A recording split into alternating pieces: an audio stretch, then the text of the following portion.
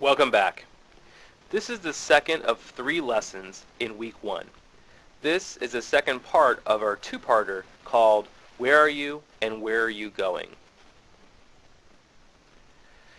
The most commonly used cliche in the financial planning world is that of driving a car or flying a plane.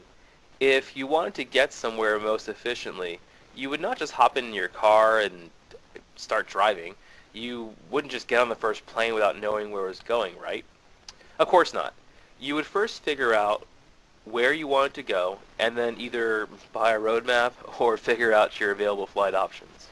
But how many of us really know what how many of us know where that financial destination even is? And when we do know it, do we have a plan to get there? There are many different savings goals a person might have.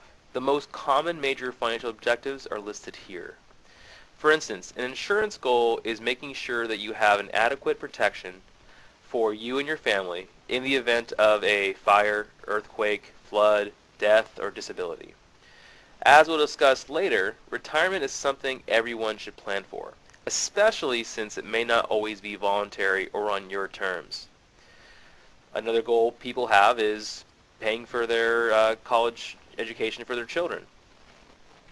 Estate planning is a way to leave a legacy or pass assets on to other parties, another generation, or even a charity or religious organization. And of course, buying a home is a goal for so many of us. Obviously, this is not an exhaustive list. Your goals may be completely different. In this day and age, there are plenty of ways to turn your fuzzy goals into something more tangible. At a minimum, though, I recommend you write them down. This is what I call turning the implicit, meaning what's in your head, into the explicit, meaning putting it on paper. This process will force you to get more specific and really drill down into your goals. For example, when looking at retirement, you may ask yourself questions like, how similar do I want my retirement lifestyle and my current lifestyle to be? Another question you might want to ask yourself is, am I thinking of relocating to another climate? Now, the same thing happens when it comes to your insurance goals. You'll want to ask yourself questions like, what would you want to see happen if you were to become disabled and unable to work or earn an income? What would you want to see happen to your dependents if you were to pass away during the peak of your career? And what would you want to see happen if your house were destroyed due to a natural disaster? If college savings is a goal for you, you're going to want to ask yourself, what school do you want to send your child to? What does that even cost?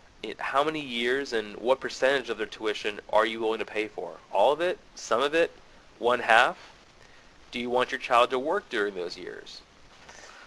And then lastly, and most importantly in this day and age, you'll want to pay attention to the year-over-year rise in tuition costs.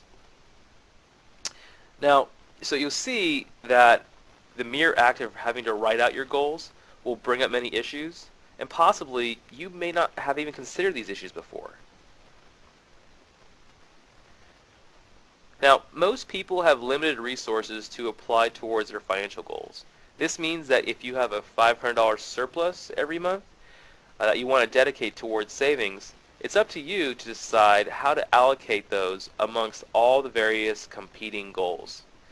That's why it's so important that you know what your priorities are.